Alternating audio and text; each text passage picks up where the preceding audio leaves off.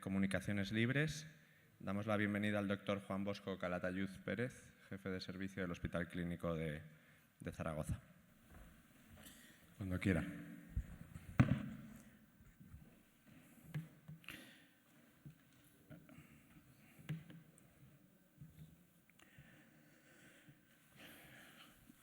Buenos días.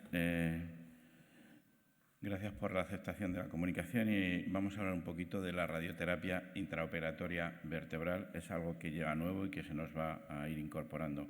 La radioterapia intraoperatoria ya se lleva usando hace años, empezó en cirugía de mama, se ha ampliado a cirugía en metástasis cerebrales y en gliomas se empieza a ver estudios y ha llegado también al mundo de la columna vertebral.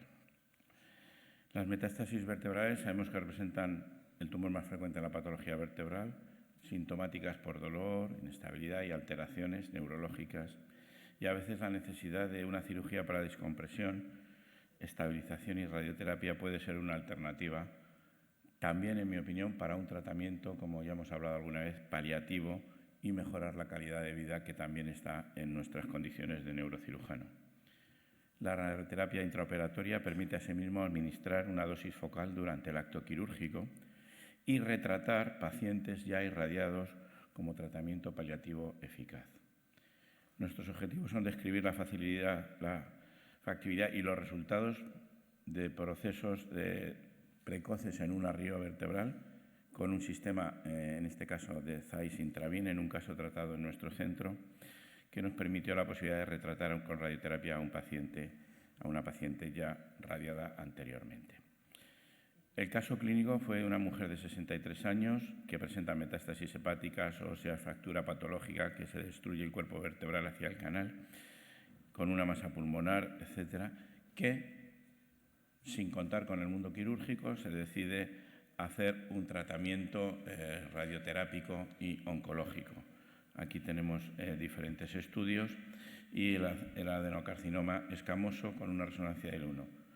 Se hizo inicialmente una radioterapia con 18 GAIs y 6 GAIs en 3 fracciones y se le indicó por parte de rehabilitación un soporte externo. Así también se ayudó con un primer ciclo de quimioterapia y control por oncología. El tratamiento siguió evolucionando y fue mal. Lesiones mantenidas en el organismo, intenso dolor lumbar que le impide la deambulación y limita la bipedestación, no podía permanecer sentada ni en bipedestación, cada día más en la cama, no me puedo levantar. Familiares médicos preguntaron si había algo más, no porque fuera a solucionarse su problema médico, sino su calidad de vida, el hecho que no podía estar levantada ni caminar, ni permanecer en bipedestación. Valoramos las alternativas que teníamos al disponer del equipo de radioterapia intraoperatoria en el hospital. Podré contar por qué y cómo lo hemos tenido. Se le informó de las posibilidades que podían existir, de los riesgos, y se planteó un tratamiento con radioterapia una vez consultados los equipos de medicina física y de radioterapia oncológica. Y el día 17 del 6 hicimos una radioterapia con una estabilización con tornillos cementados. La enferma a las 48 horas fue dada de alta, caminando y sin dolor. Llegó a poder conducir y, bueno, las técnicas es un equipo de radioterapia intraoperatoria con un acelerador lineal que es introducido a través de unas cánulas. Este es el momento más complicado porque eso es muy justo y tiene que ir el electrodo sin tocar para luego hacer los cálculos. Aquí tenemos a los físicos haciendo los cálculos volumétricos para aplicar la dosis correspondiente y proteger las estructuras. Aquí tendríamos el mapa que refleja el punto exacto donde está el electrodo y la dosis que hay que dar y hasta dónde va a alcanzar. Y este es el acelerador y, como veis, son 2 cánulas que se está trabajando para poder disminuir el volumen. También tienen que disminuir el volumen del electrodo, por llamarlo de alguna manera. ¿Por qué? Porque o tienes un pedículo relativamente grande o, si no, la otra opción que también existe y que estamos planteando sería hacer una mini open y poder ir directamente al cuerpo. En mi opinión, la cirugía raquimedular también puede ser una terapia paliativa que tenemos que tener en cuenta y que debe ayudar a mejorar la calidad de vida de los pacientes. Y como conclusiones diría que la cirugía asociada a la río vertebral, en este caso con el sistema que nosotros tenemos, y combinada con los elementos necesarios de estabilización, permite integrar a veces un tratamiento en un único acto quirúrgico, que eso es muy importante en este tipo de enfermos. La cirugía vertebral en determinadas patologías y pacientes debe ser valorada como una terapia paliativa a tener en cuenta junto con el paciente por una calidad de vida, que requieren evidentemente más estudios, pero estoy convencido que esta tecnología va a ir llegando y poder disponer de la radioterapia intraoperativa en el quirófano nos va a ayudar a tratar a los enfermos en un solo acto. Por lo tanto, creo que es una técnica que se debe de ir incorporando a nuestro arsenal terapéutico y que, desde luego, habrá que realizar modificaciones en los aplicadores para poder acceder a todos los segmentos raquídeos. Nada más, muchas gracias.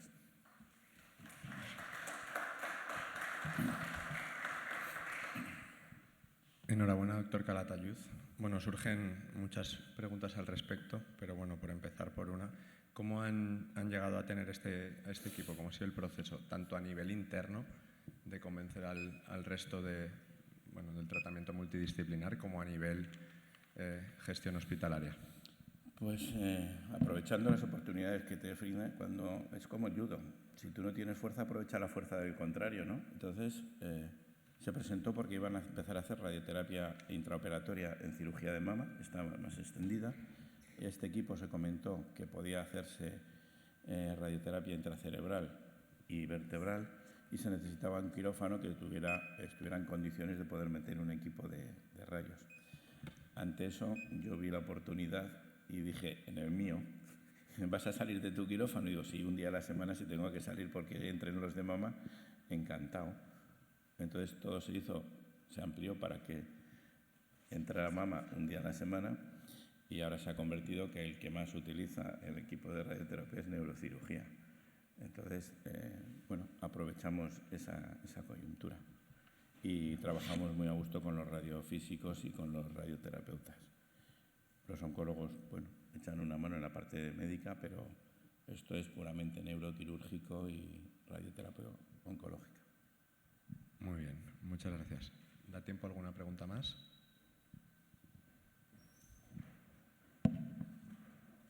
Juan, muchísimas gracias. ¿Qué ahorro ha supuesto esto, o puede suponer, a efectos de sesiones de radioterapia que se van a ahorrar, a efectos económicos incluso? ¿Qué respuesta has tenido de la Jefatura de Oncología Radioterápica y qué respuesta has tenido de dirección con respecto a esta técnica? Cuando hicimos esto, evidentemente todo está en ensayos. Yo parto de la base que ensayos o estudios, que también a veces hay que hacer. Los ensayos no hay que esperar que los hagan por ahí, los estudios los tienes que hacer tú. En enfermos terminales o con una calidad de vida mala, pues a veces podemos ofrecer ciertas cosas. La dirección fue un hecho consumado en cierto aspecto. La gerencia apoyó que la pudiéramos hacer y digamos que la parte política, pues yo le dije, esto hemos hecho, el enfermo ha ido de maravilla y le he dicho que gracias a la colaboración de la administración hemos podido darte unos buenos finales en tus días. Entonces, pues no ha habido problema. ¿Qué ventaja tiene? Que se hacen los cálculos bien y para eso están y se hacen. En este caso pudimos retratar las vértebras de arriba y la que ya estaba tratada. No necesitó añadir la radioterapia, lo haces todo. A nivel cerebral ocurre lo mismo. En una sesión hemos acabado. Y eso a un enfermo oncológico que está yendo continuamente a nuestro hospital durante X tiempo, pues le merma su calidad de vida.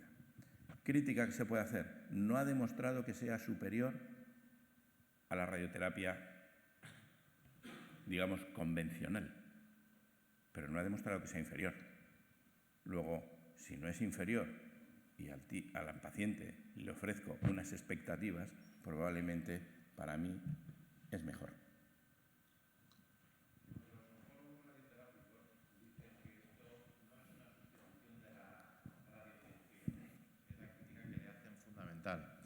Que esto no esto no sustituye a la radiocirugía. Es que yo no estoy hablando de radiocirugía. Claro. Yo estoy hablando de tratar radioterápicamente un proceso. Claro, pero ellos lo que dicen es que las dosis que se pueden dar y la extensión que se puede hacer y la precisión con la que se puede dar es muy escasa.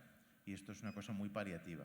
Entonces, que lo importante aquí es sobre todo estimar cuál es la supervivencia del paciente para saber si estamos ya en la franja de utilizar estos métodos muy paliativos o todavía rescatable si el paciente va a vivir 6 meses o más. Y eso es donde es muy difícil saberlo, porque ahora hay muchos nomogramas para intentar saber cuál es la supervivencia del paciente, pero no lo recomiendan incluso ni los oncólogos radioterápicos.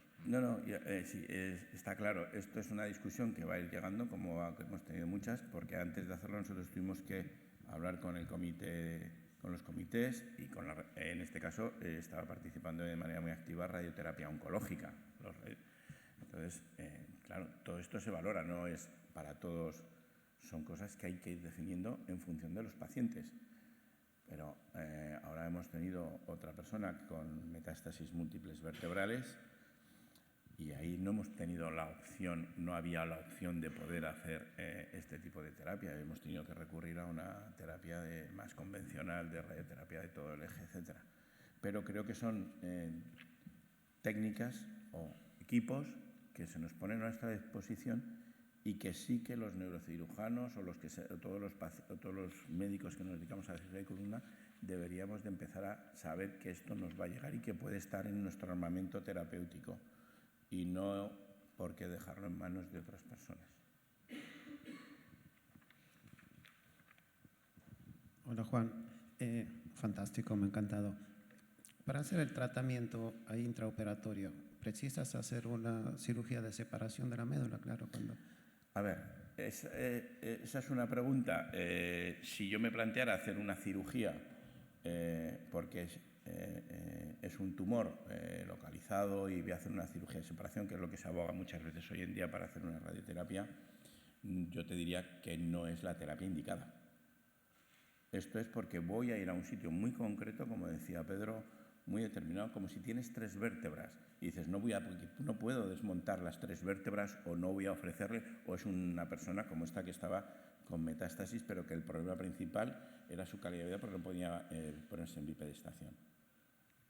Entonces, ahí es donde entran estas cosas, pero es como hoy en día la radioterapia, la terapia de protones, etcétera, no vale todo para todo, vamos eligiendo. Entonces, vuelvo a decir lo mismo. Es un arma que en determinadas situaciones nos puede venir francamente bien. Y bueno, ahora mismo se están haciendo ensayos a nivel también cerebral con metástasis y empieza a haber estudios, se empieza a intentar saber qué va a ocurrir con gliomas porque llevamos atascados tiempo. Entonces creo que mi mensaje sería, es una posibilidad más de tratar a los pacientes, de hacerlo en una sola sesión y resolver, entre comillas, un problema para que pueda mejorar ciertos aspectos en su vida. Muchas gracias, doctor Calatayud. Gracias. Siento cortar la discusión, pero hemos de dar paso al siguiente ponente, el doctor Montenegro Rengifo, del Centro de Trabajo Mutua de Tarrasa.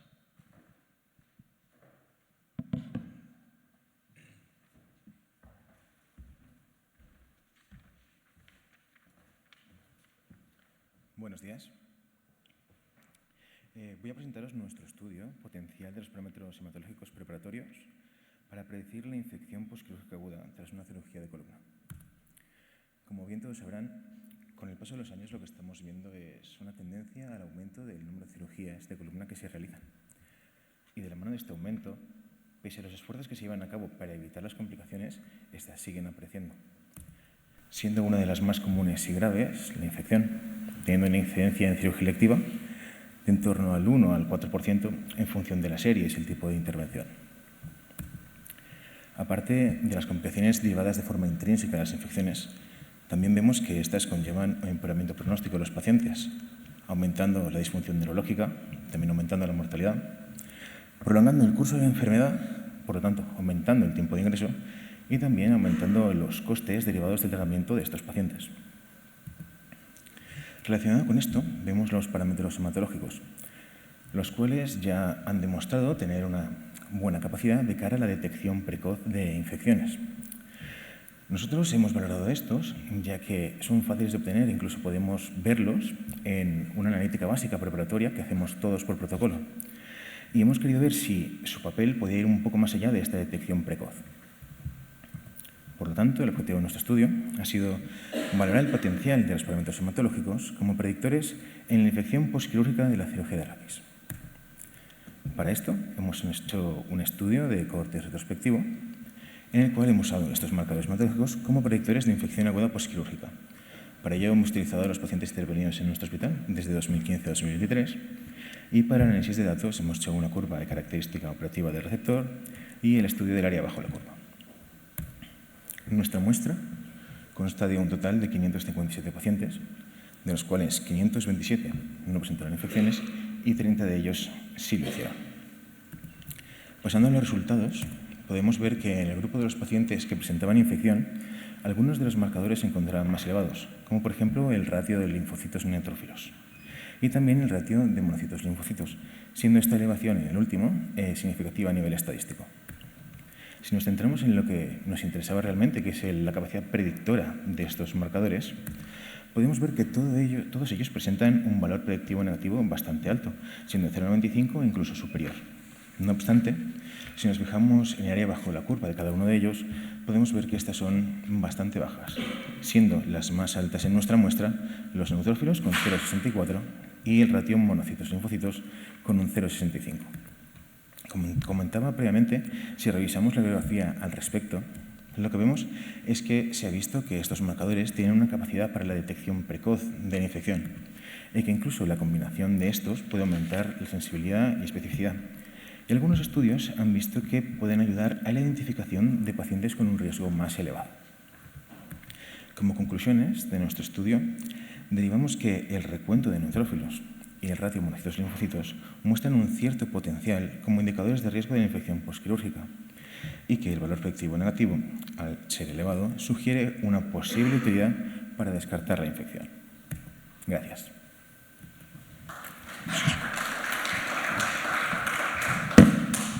Muy bien, enhorabuena. ¿Hay alguna pregunta?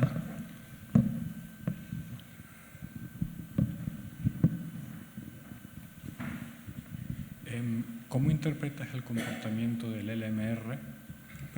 ¿Cómo interpretas el comportamiento del LMR que te da valores significativos frente al hecho de que los otros no te lo den? Es decir, el LMR es más representativo a lo mejor del estado inmunitario del paciente y otros son más representativos del grado de inflamación. ¿Cómo nos podrías explicar? Realmente es lo que nos planteamos. Al final, cuando piensas en este ratio, lo que tienes es una elevación de los monocitos.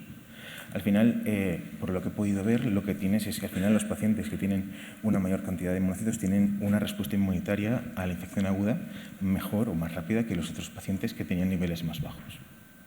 Al final, este grupo celular es lo que lleva a cabo. Muy bien. ¿Y habéis analizado alguna variable más allá de las hematológicas? Realmente, ahora sí que estamos realizando el estudio de más variables de cara a próximos estudios. De hecho, inicialmente empezamos con el estudio de solo el ratio de linfocitos, de neutrófilos linfocitos.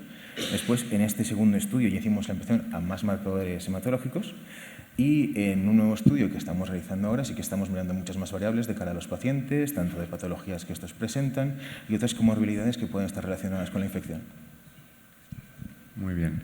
Y respecto al protocolo de actuación, tanto preoperatorio como posoperatorio, ¿tenéis alguna diferencia entre pacientes o habéis cambiado algo en los últimos años de cara a intentar Al final mejorar? La intención con el estudio era ver realmente estos pacientes con mayor riesgo, pero justamente lo que hemos conseguido es ver un poco lo contrario, ver los pacientes que tenían menos riesgo. Al final, la tendencia al margen de los resultados siempre es a estos pacientes con un mayor riesgo intentar hacer medidas un poco más proactivas. Por ejemplo, en algunos casos más seleccionados de pacientes que consideramos que tienen más riesgo, por ejemplo, poner vancomicina subcutánea, por ponerte un ejemplo.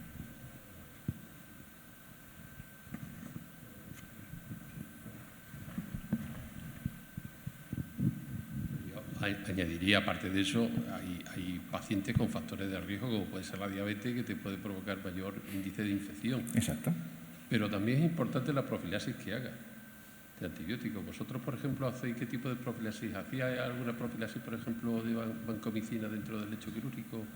Sí, eso que dices. Nuestra profilaxis antibiótica a nivel quirúrgico siempre es la cefazolina a nivel intravenoso, y es lo que decía. Ahora, en pacientes más seleccionados, no en todos, sí que colocamos vancomicina en el lecho.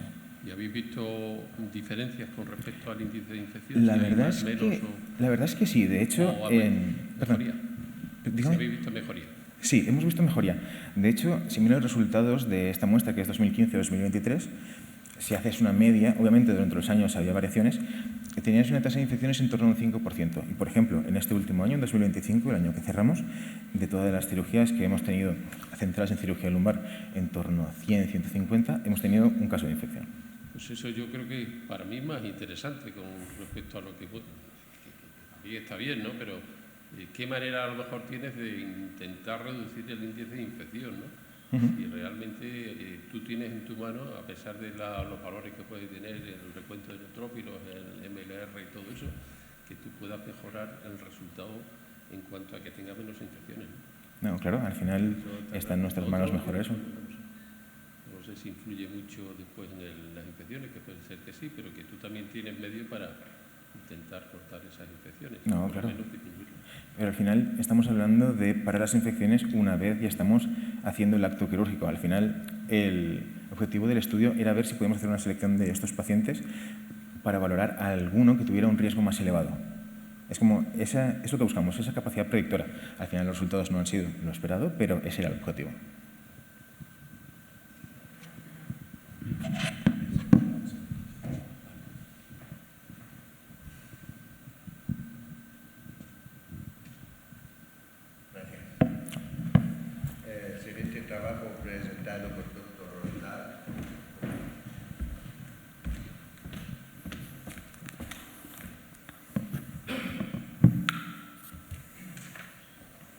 Bueno, buenos días. Muchas gracias por haberme permitido dar esta comunicación. El título de la charla es la concordancia interobservador de la escala SINS en la práctica clínica real entre dos residentes.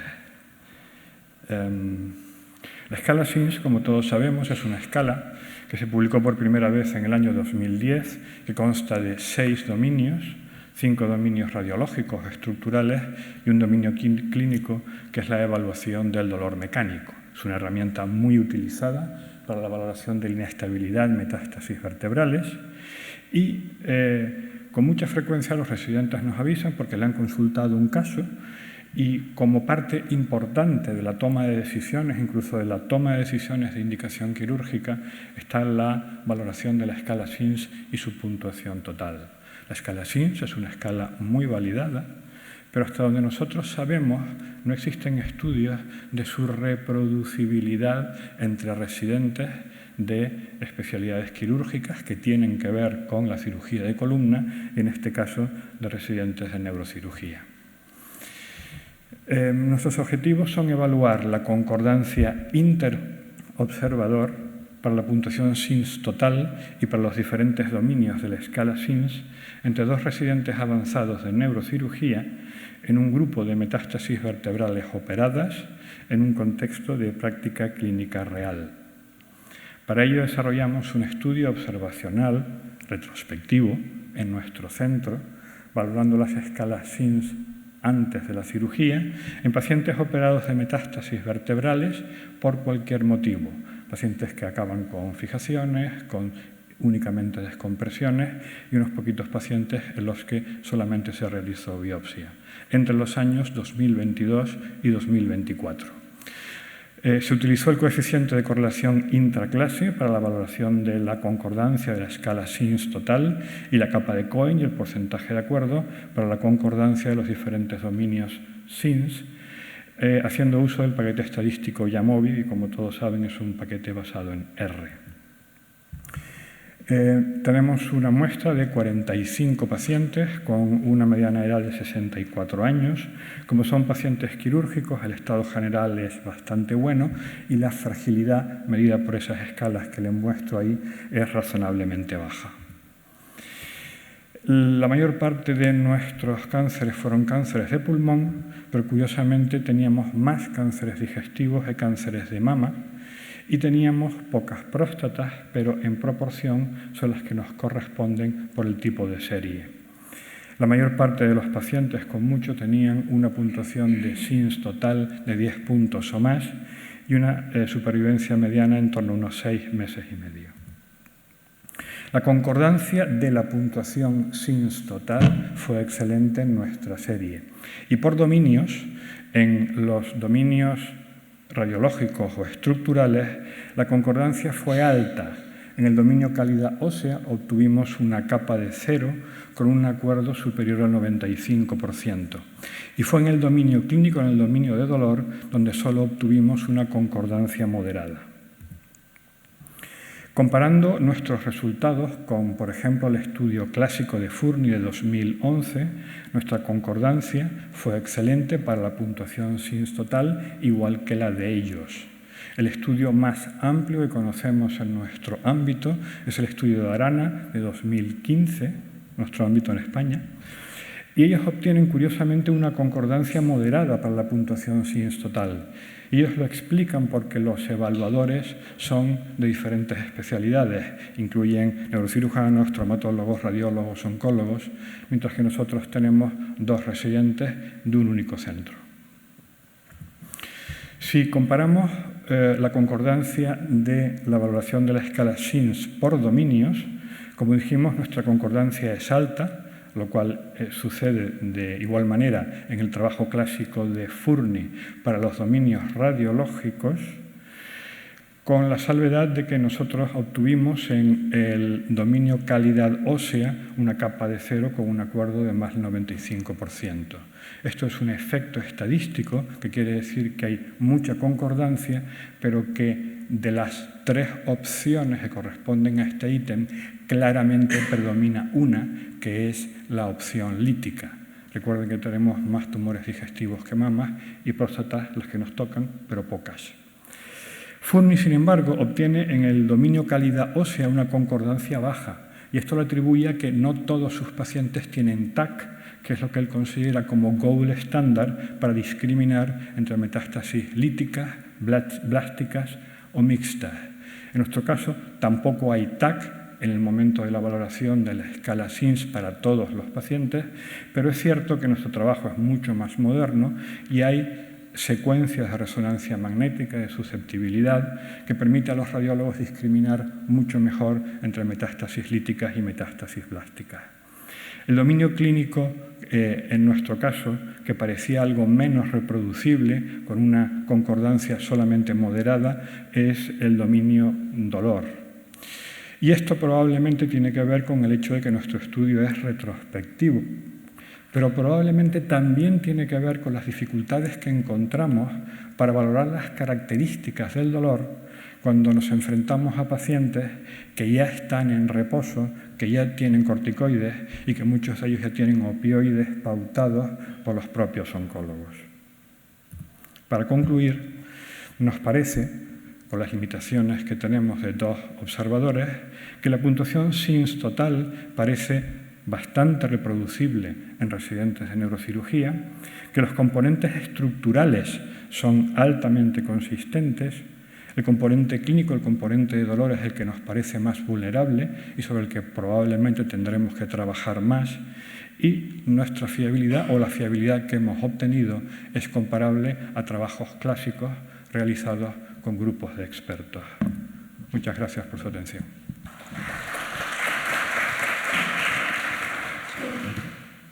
Gracias. Tenemos un minuto para preguntas.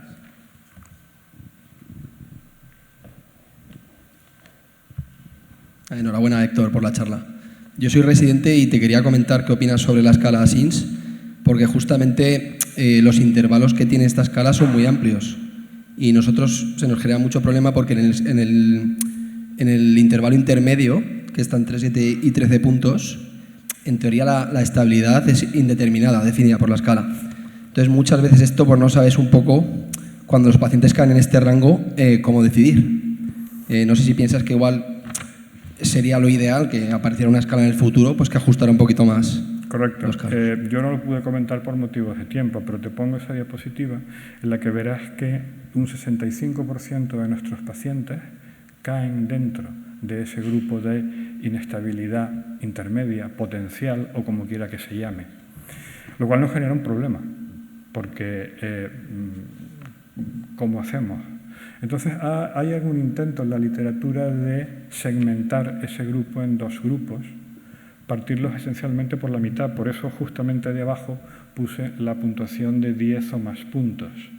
Y hay algunos grupos que trabajan de esa manera, hay algún artículo publicado, pero efectivamente es una situación que tenemos un poco pendiente de resolver, porque ya lo vemos, en práctica clínica real, la inmensa mayoría, una gran mayoría, caen en ese grupo. Los que tienes una inestabilidad clara, pues ya sabes lo que tienes que hacer y aquí cómo tomas la decisión. No tengo una respuesta clara porque la literatura no me avala o no avala una respuesta clara con la que te pueda responder, pero por eso hablé de SINS de 10 o más, porque yo te digo que por ahí hay un cierto intento de trabajo en ese sentido.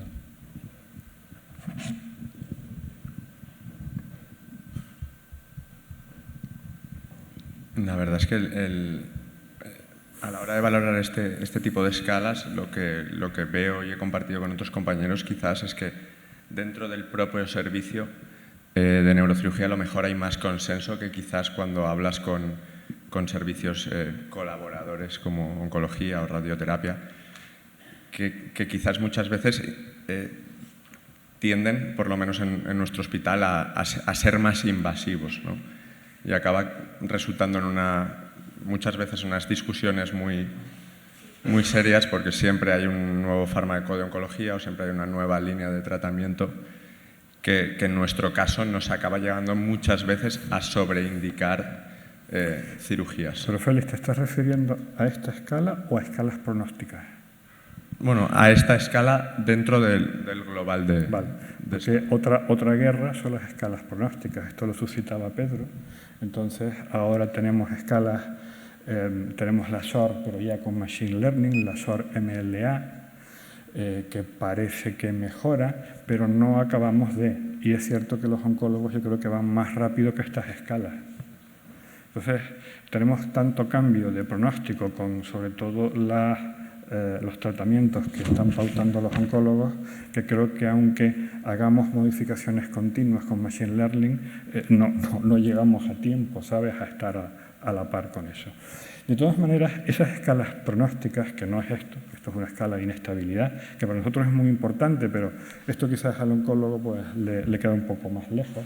Estas escalas pronósticas yo creo que también nos sirven para frenar un poco el entusiasmo, a veces un tanto desmedido de los oncólogos, a veces, ¿sabes? Que quieren que operemos más y no sé qué. Entonces tenemos que tener una serie de argumentos para decirle, mira, que es que con esta escala la supervivencia estimada a 90 días es esta y a un año es esta. Entonces, bueno, vamos a plantearlo de otra manera tal vez, ¿no? Hay que entrenar y hay que educar a los oncólogos también en este sentido. Yo pido disculpas si hay alguien en la sala que se puede molestar por lo que acabo de decir.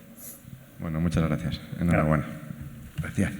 El siguiente trabajo de doctora Polido, por favor.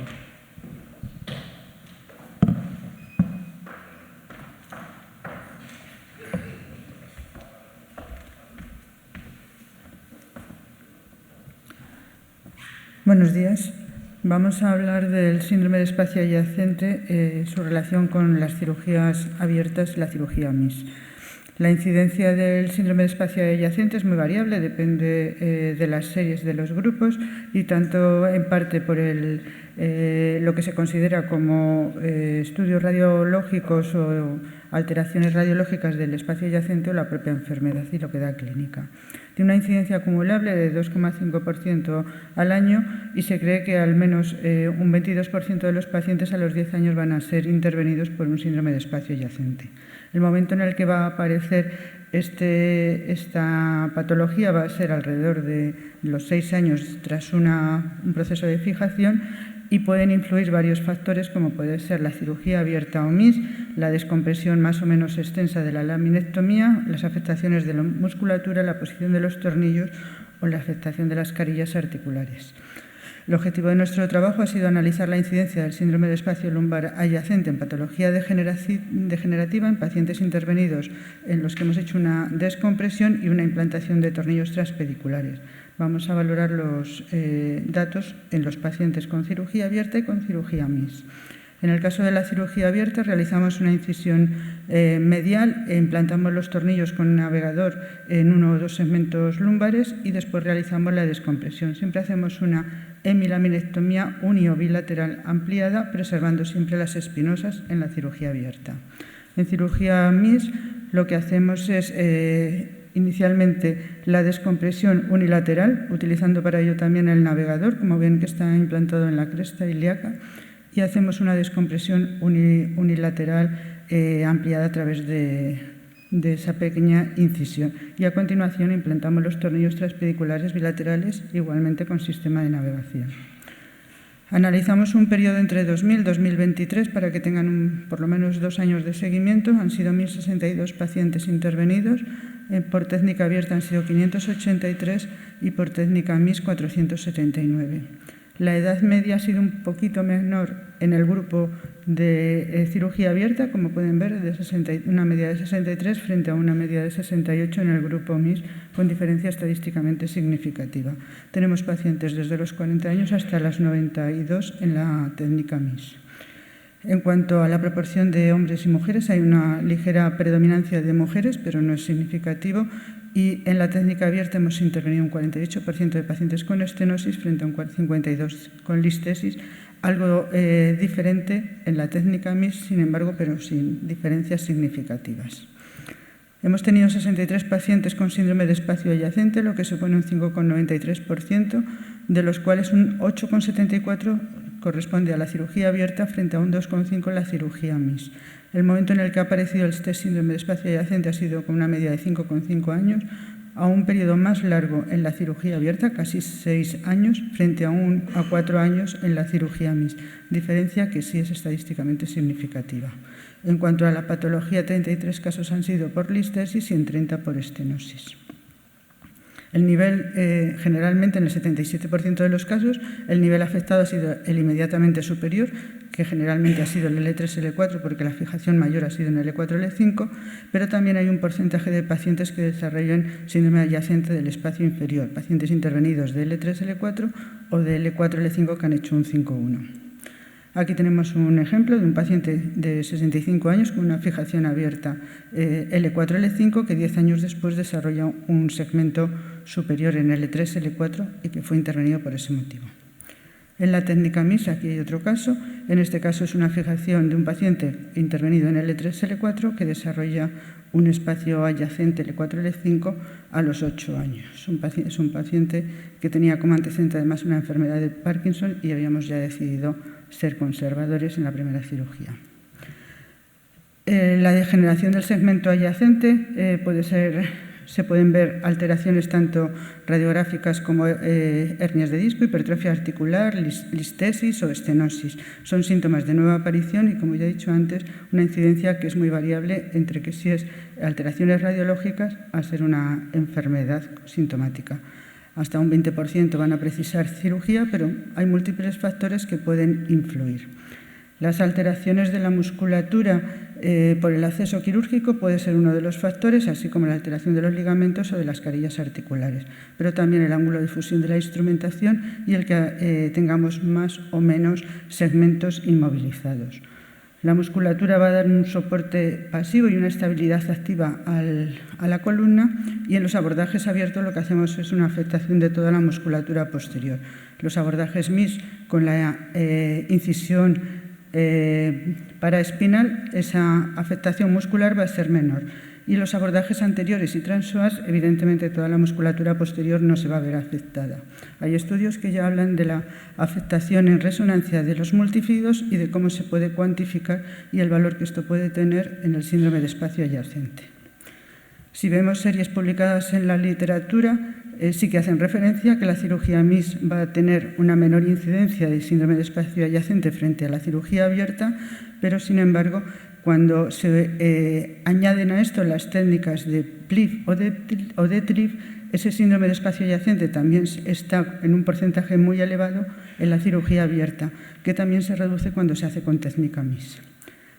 Las técnicas o los abordajes ALIF o LIF también se relacionan con síndrome de espacio adyacente cuando están asociados a una cirugía de fijación transpedicular posterior, mientras que sí serían factores preventivos de no desarrollar ese síndrome de espacio adyacente cuando solamente se utiliza el ALIF o el OLIF, pero sin la fijación posterior. Muchos autores ya describen que la laminectomía es un mayor riesgo de espacio adyacente y, por lo tanto, el hacer un abordaje unilateral o una descompresión manteniendo la estructura de la apófisis espinosa y una mayor conservación de las láminas, pues son factores predictores para que no se desarrolle ese fenómeno de síndrome de espacio adyacente. La alteración de la articulación facetaria superior, la ablación de la faceta, también tiene un factor muy influyente en ese síndrome adyacente, con una mayor incidencia en la cirugía MIS frente a la cirugía abierta. Y esto en parte está debido a que no hay un buen control a la hora de colocar por la técnica MIS de que uno vea tan fácilmente esa carilla articular, ¿no? Por lo tanto, las técnicas de navegación sí que permiten que podamos obviar esta incidencia en tener un mayor aumento de resección de la faceta articular. Igualmente sucede con la posición del tornillo. Uno de los factores más importantes a la hora de que se produzca el síndrome de espacio adyacente es la angulación sagital del tornillo superior, en cuanto a que está más cerca del platillo superior, y eso va a ocasionar fatiga del tornillo, mayor tensión en la flexión y una mayor concentración de la fuerza en la punta del tornillo. Por lo tanto, si ponemos el tornillo más paralelo, se ha visto que tiene una menor incidencia de síndrome adyacente. Igualmente, esto es algo que si usamos el navegador podemos como prevenirlo. Sin embargo, en el plano axial no se ha visto que tanto el que sean más o menos confluyentes los tornillos en el plano axial, se ha visto que no tienen ninguna alteración en el síndrome de espacio adyacente. Por lo tanto, podemos concluir que son múltiples los factores que pueden contribuir, desde el abordaje MIS o abierto en cuanto a la afectación de los tejidos musculares, la descompresión más o menos extensa, la posición de los tornillos y la afectación de las carillas articulares. En la cirugía MIS, en principio, vamos a tener siempre una menor incidencia de síndrome de espacio adyacente, pero también lo podemos llegar a reducir con las técnicas de neuronavegación. Muchas gracias. Tenemos tiempo para una pregunta, ¿verdad? Doctor Isla. Yo creo que un factor también muy importante en el síndrome adyacente es el número de vértebras fijadas. Sí. O sea, se ha demostrado que si tú fijas un nivel con respecto a 3 niveles, por ejemplo, no tiene nada que ver. El porcentaje de síndrome adyacente no es que se vaya a duplicar, pero sube muchísimo. En cuanto al tema de, por ejemplo, de pacientes muy mayores y la posible afectación muscular, es que nosotros hemos publicado en la revista de neurocirugía un artículo en el que se demostró que personas mayores tienen una gran atrofia muscular, o sea, el daño que puedan producir, no lo mismo en personas jóvenes, una separación de la musculatura con la laminectomía, yo creo que no va a influir mucho si se hace mínimamente invasiva o se hace con una laminectomía normal. Otra cosa a lo mejor es, yo ahí sí que cambiaría o por lo menos lo tendría más en cuenta en personas jóvenes. Probablemente ahí sí que la musculatura se va a afectar más, y es cierto que también la estabilidad a lo mejor pues puede provocar a lo mejor un efecto negativo. No sé qué opinas. A ver, en principio este grupo de pacientes que he presentado, quizás no se ha entendido a lo mejor, son pacientes intervenidos de uno o dos segmentos. No hemos incluido pacientes con escoliosis o con otro tipo de patologías en los que las fusiones largas, por supuesto, una fusión cuanto más larga es, más posibilidades hay de que desarrollen un síndrome de espacio adyacente. Este grupo solamente son pacientes con un nivel o dos niveles fusionados. Totalmente de acuerdo en que fijaciones o fusiones muy largas van a aumentar el riesgo de espacio adyacente. Nosotros hemos visto en la cirugía MIS que tenemos una edad media más alta de los pacientes, o sea, son pacientes un poco más mayores, y de todas formas, aunque Creos que tienen, con una cirugía abierta, que tienen la musculatura posterior que está ya muy debilitada, porque son pacientes que no hacen a lo mejor tanto deporte, pero realmente si encima está más debilitada y encima se les hace una cirugía abierta, van a tener más dolor, más falta de recuperación. La verdad es que creemos que la MIS les ayuda, o sea, es una ventaja.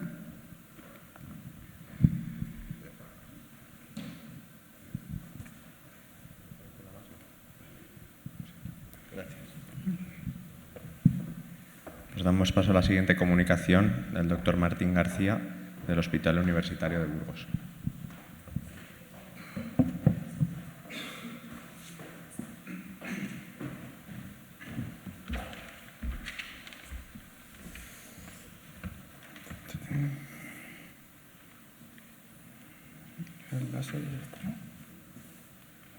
Vale.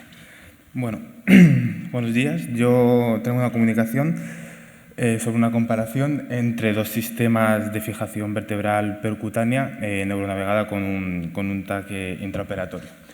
Sobre la navegación de los tornillos percutáneos con TAC intraoperatorio hemos hablado mucho en este congreso. Bueno, recalcar un poquito lo que ya se ha dicho, que es un sistema que mejora la precisión, por lo tanto, reduce la necesidad de recolocación, las complicaciones y mejora la seguridad del procedimiento.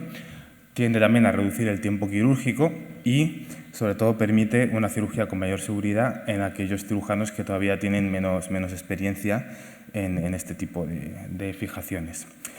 También recalcar que el uso del TAC intraoperatorio y la navegación reduce mucho la cantidad de radiación que se tiene que aplicar en el quirófano al no tener que utilizar rayo con tanta frecuencia.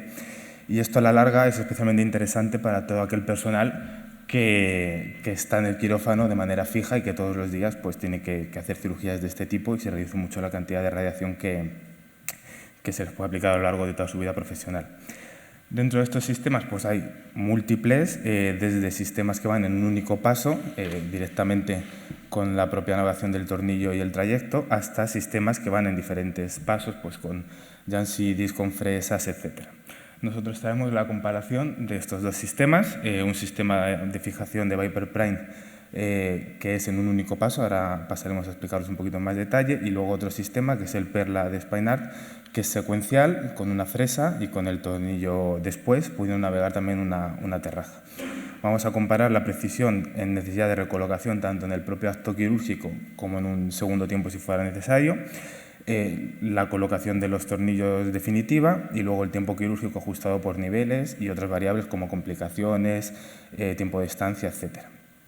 Es un estudio retrospectivo observacional con pacientes desde 2022 hasta finales de 2025. Tenemos 59 pacientes, más o menos la mitad, 29 con el sistema Viper Prime y 30 con el sistema de Perla. La precisión la evaluamos con la clasificación de Gersten-Robbins. Consideramos óptima a aquellos pacientes cuyos tornillos estaban todos entre A y B y subóptima a aquellos pacientes en el que algún tornillo hubiera quedado por debajo de ese nivel de precisión. El tiempo quirúrgico, bueno, la necesidad de reintervención, como he dicho, para recolocar el tornillo, y luego el tiempo quirúrgico, tanto global como ajustado por niveles. Hicimos posteriormente pues, un análisis estadístico con un nivel de significación establecido en 0,05, como suele ser lo habitual. En cuanto a los sistemas, por si alguno no conoce los dos, el sistema de Viper Prime lo tenemos aquí, pues es un sistema en el cual se monta directamente el destornillador, como ves, tiene bastantes piezas. Ha quedado un poquito recortada la imagen, pero en la punta del tornillo hay un estilete que debe sobresalir unos 5 milímetros y se coloca en un único paso, como vemos en la foto de más a la derecha, clavando el estilete en el punto de entrada y haciendo el propio trayecto con el estilete ya directamente colocando el tornillo. El siguiente sistema, el Perla, es un sistema con un destornillador más usual, con menos piezas, que no es con el que se hace el trayecto, sino que el trayecto se hace con la fresa que vemos también ahí a la derecha, una fresa normal y corriente, pues navegada también con la colocación de una estrella. Y luego, posteriormente, pues la colocación del tornillo por el trayecto que se ha realizado. En cuanto a resultados, lo primero decir que no hay diferencias en el perfil de paciente de unos u otros. La edad media pues en torno a los 60 años, una ligera predominancia de sexo masculino pero bastante equitativa la distribución. La patología más intervenida, como es lógico también, pues fueron las fracturas. 3/4 partes de los pacientes son fracturas traumáticas. Luego había otros casos pues, oncológicos, discitis, etc. En cuanto ya a resultados, el tiempo por cirugía global fue media hora inferior en el sistema secuencial. Cabría pensar que al hacerlo en un paso con el otro sistema pues, se podía reducir el tiempo, pero de media una media hora menos, y ajustado por nivel, pues unos 6 minutos menos más o menos por nivel intervenido. Luego pues, no ha habido diferencias tampoco ni en estancia posoperatoria, ni en complicaciones a largo plazo, ni en déficits neurológicos, dolor del paciente, etc. Y en cuanto a la recolocación, que es lo principal, la colocación es óptima pues, en la media en un 91% de los pacientes, y al subdividirlo hay casi un 10% más de pacientes en el sistema secuencial con una colocación óptima con respecto al sistema en un único paso de Viper. En cuanto a la recolocación intraoperatoria, lo hemos medido de dos maneras. Uno es el porcentaje de pacientes global de cada uno que requieren algún tipo de recolocación. He puesto solo la intraoperatoria porque no hay ningún caso en el que se ha tenido que reintervenir después para recolocar algún tipo de tornillo, que es otra de las ventajas de este tipo de sistemas y de realizar un TAC de control en el propio quirófano. Pues un 10% de los pacientes de Spine-Arc frente a un 24%, es decir, más del doble en el sistema en un único paso de recolocación intraoperatoria. Y luego, que también es interesante, hicimos una media de tornillos recolocados por cirugía con su desviación estándar. Sale 5 veces superior en Viper y sobre todo con una desviación estándar mucho mayor, que indica que no solamente hemos tenido más tasa de recolocación en número de pacientes intervenidos con este sistema, sino que en esos pacientes se han recolocado más tornillos que en el sistema de Spine-Arc. En concreto, en el sistema de Spine-Arc, que son solamente 3 pacientes, en todos ellos se ha recolocado un único tornillo en la cirugía. Mientras que en el otro sistema, cuando se ha tenido que recolocar, ha habido varios casos en los que se han recolocado varios tornillos en un mismo paciente.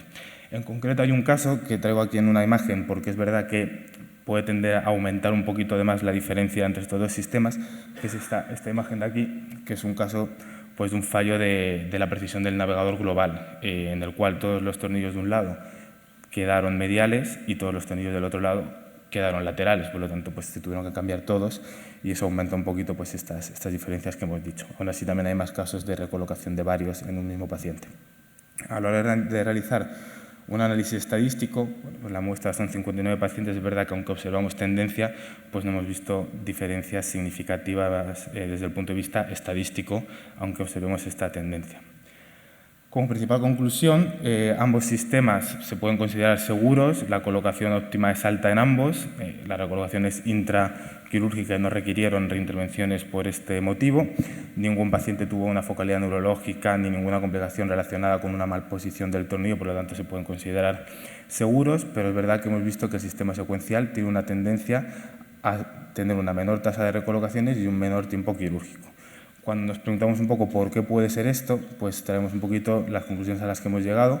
Con esta imagen, una de las primeras conclusiones a las que llegamos es que probablemente el montaje tiene bastante que ver. Vemos aquí el destornillador, que no olvidemos que es con lo que se hace el trayecto en este sistema, que tiene pues, muchas piezas a ensamblar. Esto aumenta la complejidad del montaje y al final son piezas que están sueltas y son más móviles, y cuantas más piezas tenga un sistema, pues más errores se pueden acumular de alguna pieza que no quede bien colocada, quede más suelta, que no esté óptimo, y se pueden acumular pequeñitos errores que pueden afectar a la precisión. Y vemos el otro destornillador, pues que es mucho más sencillo de ensamblar, aparte de que el trayecto se hace con la fresa, que pues es un instrumento mucho más sencillo que no va a acumular estos errores de montaje.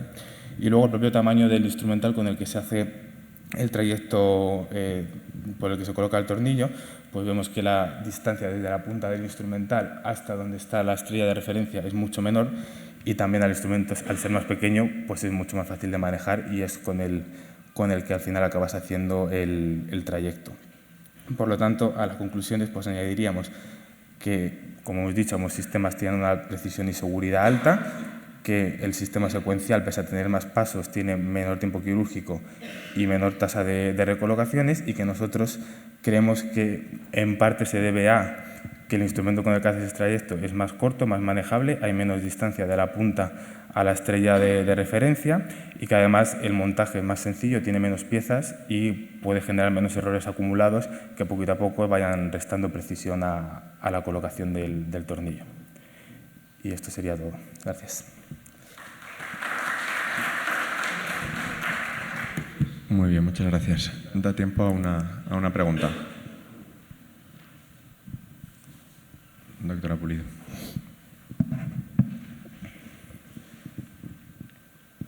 Sí, yo te quería preguntar si en el sistema de Viper ha coincidido que los pacientes en los que habéis tenido que recambiar hayan sido pacientes más jóvenes, con fracturas, con hueso más grueso, más potente, y que por eso se desplace. No, en principio no. O sea, la distribución que hemos visto es bastante similar y realmente el flujo de trabajo no ha cambiado mucho. Simplemente se ha cambiado el sistema, pues en un momento dado se introdujo el otro sistema y los mismos pacientes que se hacían con el sistema Viper se pasaron a hacer con el sistema Perla y no, vamos, muchos pacientes son fracturas que no son gente especialmente mayor ni nada y es en los principales en los que lo hemos recolocado pues son ese perfil de paciente que es similar en ambos grupos. Yo tengo la sensación de que el Viper tienes que hacer mucha fuerza y cuando el hueso es como el hueso es más duro y no has labrado un camino con una broca o con una terraja, por eso fracasa más el Viper que el... Sí, es un poco también es lo que lo pensamos. Al final la fresa permite hacer el trayecto con mucha más suavidad y tienes mucho más control de lo que estás haciendo y es mucho más sencillo, no tienes que hacer fuerza, no tienes que estar girando ni apretando, ni tienes que dar ningún tipo de martillazo ni nada al sistema, es todo muy suave y eso pues lógicamente también facilita mucho el hacer el trayecto. Gracias. Sí, el mensaje es importante porque para todo esto que ya ha alcanzado una precisión muy alta con todos los sistemas, es muy interesante que los sistemas sean sencillos, es decir, que tengan pocas piezas, que tengan poca distancia entre la estrella y la punta, y por dos cosas. Primero, para mejorar la precisión y después porque lo monta la enfermera. La enfermera a veces es la que es muy especialista en fijaciones o la que no es nada especialista. Entonces tiene más posibilidades de que se equivoque. Cuantas menos piezas, mejor. Y para todo esto, que va ya con una precisión muy alta, no vamos a encontrar grandes diferencias de unas con otras, pero tiene que mantenerse esa precisión para todos los sistemas. Y yo creo que esta información es muy útil de cara a elegir sistemas que simplifiquen la navegación. Y efectivamente, el no tener que dar martillazos para que se clave nada y el hacerlo de manera muy suave con la broca, pues yo creo que eso facilita los casos, sobre todo en columnas muy inestables, en las columnas en las que las oncológicas y las fracturas que tienen mucha inestabilidad.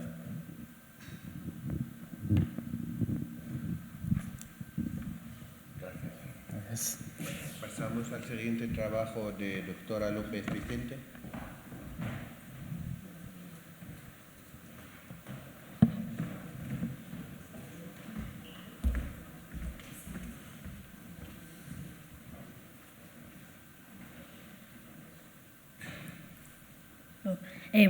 Buenos días, mi nombre es Marta López y soy residente de tercer año en el Hospital de Granada. La comunicación que traemos es sobre el resultado de una técnica quirúrgica que estamos utilizando, la laminotomía reconstructiva con reposición laminar, con el objetivo de también analizar nuestros resultados. Para comenzar, como todos saben, al final cuando nos enfrentamos a patología intradural muchas veces es necesario el abordaje posterior de la columna vertebral para acceder a este canal.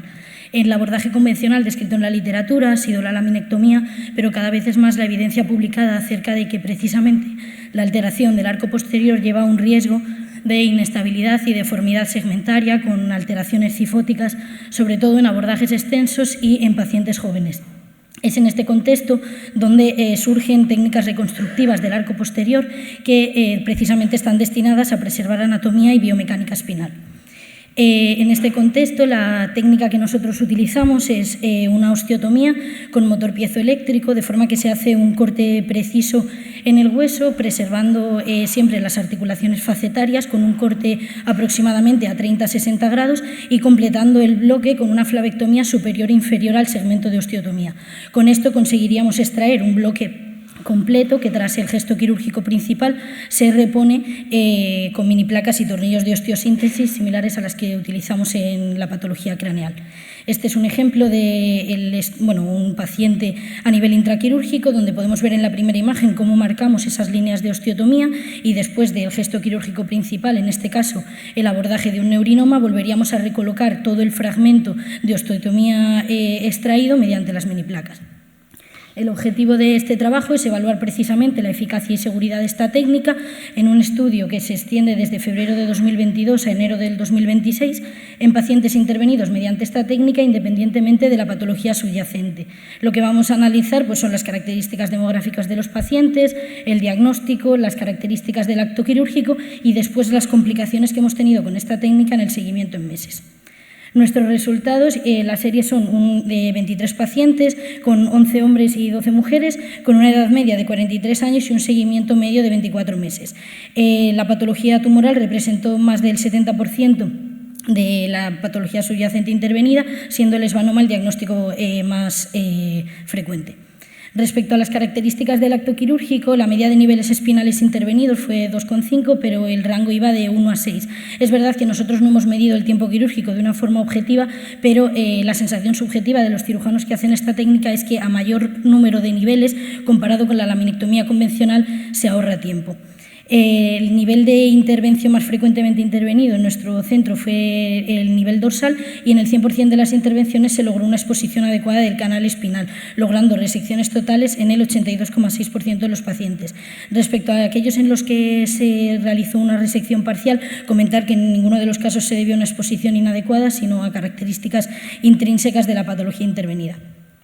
Respecto a las complicaciones que hemos visto, el hematoma epidural no hemos descrito ningún caso, igual que la fusión ósea deficiente a los 12 meses. Es verdad que hay que interpretar lo de la fusión ósea porque hay 2 pacientes que son de ahora de enero de 2026, entonces solo se puede decir sobre los 21 que tenemos ese seguimiento.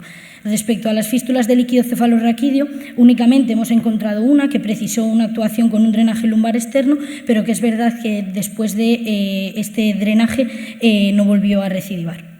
Respecto a las alteraciones del balance sagital, que igual es la parte más representativa de esta charla, únicamente hemos encontrado 2 pacientes en los que se describía una alteración del balance sagital durante el seguimiento, siendo en los 2 casos únicamente rectificaciones de las lordosis fisiológicas y en ningún caso cambios cifóticos que precisaran una actuación quirúrgica adicional. Respecto a estos cambios, uno se vio a los 2 meses ya de la cirugía y el otro al año de la misma. Este es un ejemplo del seguimiento que hemos hecho con este tipo de pacientes. En este caso es un paciente de 20 años con un ependimoma intervenido a nivel L1-L2 con una laminotomía de 2 niveles. Como se puede ver en la reconstrucción 3D del TAC observado a los 12 meses, entre los bordes de ese corte que hemos hecho con el piezoeléctrico hay fusión ósea en 3 de los 4 y en la lámina de L1 es verdad que todavía estaban puentes óseos en crecimiento. Respecto a la última resonancia que tenemos de este paciente en el seguimiento es a los 20 meses y donde podemos ver que no existen alteraciones en el balance sagital respecto a la situación prequirúrgica. Respecto a la discusión de nuestros resultados, lo primero decir que en la literatura el término laminoplastia se ha utilizado para muchas técnicas distintas y por lo tanto todas las técnicas en sí no son comparables directamente. Este metaanálisis de 2023 incluye precisamente este tipo de estudios que comparan laminoplastia con laminectomía, pero laminoplastia se incluye en todas aquellas técnicas que preservan o reconstruyen las láminas después de abrir el canal espinal. En este estudio se encontró que el tiempo quirúrgico no tiene diferencias significativas entre las 2 técnicas y, sin embargo, la estancia hospitalaria sí disminuía de forma significativa con la laminoplastia. Respecto a las complicaciones totales, que ahora hablaremos un poquito más, realmente, aunque hay una tendencia a que fueran menores con la laminoplastia, los resultados no eran estadísticamente significativos. Sí que lo eran respecto a la parte más importante que hemos dicho de esta comunicación, que es la deformidad posoperatoria, encontrando que había diferencias significativas estadísticamente en cuanto a menor deformidad posoperatoria con la laminoplastia. Si buscamos un poco en la literatura una técnica parecida o similar a la que hacemos nosotros, este estudio de 2025, el de la izquierda, es una serie prácticamente superponible a la nuestra, con una N muy parecida y prácticamente los mismos resultados en cuanto a fugas de líquido cefalorraquídeo, hematomas o alteraciones en el balance sagital. El último estudio más representativo de la comparación entre la laminectomía y la laminoplastia, también de este año de 2025, habla de que realmente las diferencias significativas en cuanto a la aparición de fístula de líquido cefalorraquídeo con la laminectomía y la laminoplastia existe a favor de esta última. Respecto al balance o la deformidad radiológica en sagital, es verdad que en este estudio está dividido a nivel cervical, torácico y lumbar, y en todas ellas se observa una tendencia a que realmente esto se produce, es decir, hay menos alteraciones en el balance sagital con la laminoplastia, pero en este estudio no se alcanza significación estadística. Por tanto, para concluir, decir que para nosotros la laminotomía reconstructiva al final nos está permitiendo un acceso adecuado al canal espinal, no está comprometiendo la exposición quirúrgica ni está prolongando de forma significativa el tiempo intraoperatorio y además viendo el seguimiento de nuestros pacientes podemos concluir que se ha asociado con una baja incidencia de complicaciones relacionadas con el abordaje y también durante el seguimiento debido a la ausencia de alteraciones relevantes en el balance sagital. Todo esto parece en línea con la literatura publicada. Por tanto, para nosotros esta técnica debe considerarse una opción especialmente útil en pacientes jóvenes y con abordajes extensos, donde al final la preservación de este arco posterior nos permitiría contribuir a reducir el riesgo de inestabilidad posoperatoria, sobre todo en aquellas patologías como las que estamos hablando, ¿no? Patología intradural, que al final de por sí no están condicionando una alteración en la biomecánica espinal. Y esto sería todo. Muchas gracias. Muchas gracias, enhorabuena. ¿Alguna pregunta? Doctor Isla. Porque yo creo que estoy totalmente de acuerdo. Es verdad que, bueno, si comparas en los tiempos quirúrgicos es más laborioso hacer la laminotomía y... Claro, es lo que he dicho, que nosotros es verdad que de forma objetiva no lo hemos medido, pero es verdad que la parte, al menos lo que me dicen a mí los que hacen la técnica, es que al final cuando tú tienes que hacer una laminotomía, a lo mejor de 5 espacios, si lo compararas con una laminectomía, si tú tienes la curva de aprendizaje suficiente como para hacer eso normalmente a más espacios, ahorras tiempo en comparación con la laminectomía convencional. Pero ya le digo que no lo hemos medido de una forma objetiva, es una... Yo lo he medido y es mucho más tiempo, pero yo creo que merece la pena porque bien dice después que hay menos riesgo de fístula, el balance es mucho mejor y además hay menos seroma. O sea que yo creo que después los beneficios después son bastante patentes. O sea que yo estoy a favor de esta técnica de si se puede hacer o hay tiempo. Es verdad que la serie es pequeña, pero bueno. Es mucho mayor, pero yo creo que merece la pena. Gracias. Yo tengo una duda rápida. Yo creo que también, desde luego, merece la pena, ya solo porque a más número de niveles, más posibilidad de complicación. Un hematoma posoperatorio, de hecho, puede limitar mucho el pronóstico o un deterioro neurológico del paciente. Pero tenía una duda respecto a la fístula de líquido que os apareció, que le pusisteis un drenaje. ¿Os planteáis en algún caso revisar la sutura o ponéis drenaje por protocolo? He puesto lo del drenaje tampoco por no pararme mucho en el momento. Normalmente nosotros lo que hacemos es que cuando aparece una fístula en el posoperatorio, normalmente al principio se intenta reforzar la herida, pero el hecho de ponerlo del drenaje es porque es como el último paso que fue necesario. Se puso durante esos 15 primeros días del posoperatorio, hubo una revisión posquirúrgica. Al principio parecía que se había controlado, pero recidivó, y en ese momento se puso un drenaje lumbar que, si no recuerdo mal, se mantuvo unos 7 días, una cosa así, y a partir de ahí la fístula no volvió a recidivar. El hecho de poner el drenaje era porque había sido necesaria una actuación más que una reparación de herida para llegar a que cediera la fístula. Perfecto. Solamente puntualizar una cosa que no hubiera sido interesante, pero es complicado, no tiene tiempo, y habría que comparar un poco con la cirugía haciendo evidentemente. Sí.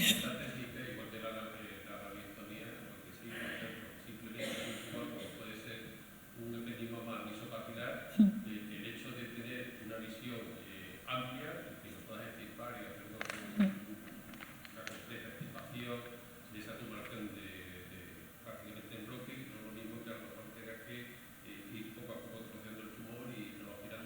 Claro.